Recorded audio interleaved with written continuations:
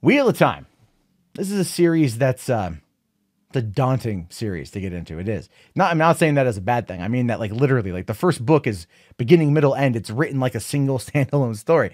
It's when you get into the next 13 novels past the first one, as well as the short stories, that you realize that the world in the Wheel of Time is immense, complicated, complex, and full of completely unforgettable characters, and characters that you very much come to love, and you feel very sad when bad things happen to them.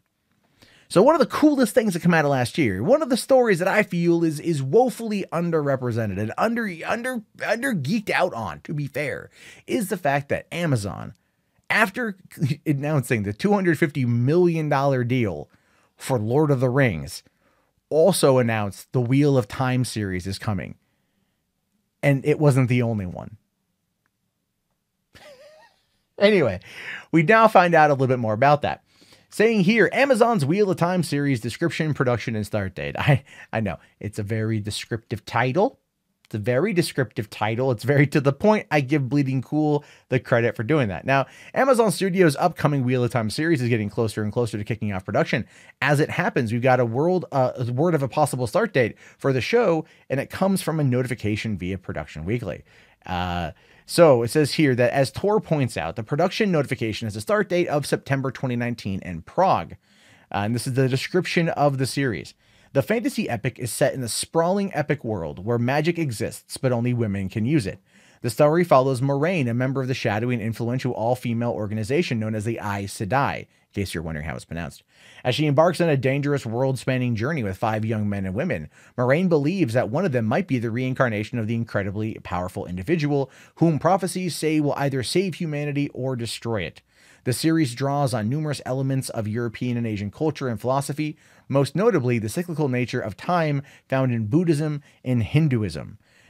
So that's interesting for a couple reasons. And the article here does actually say the same thing I'm thinking too. The book does not center around Moraine, right? Moraine and Lan are awesome characters, right? Like there's a love there that's deep. And if explored properly, you're going to be like, it's a will they, won't they for the ages. It's like the Ross and Rachel of fantasy fucking literature. That's how I view Moraine and Lan. And Lan is a badass.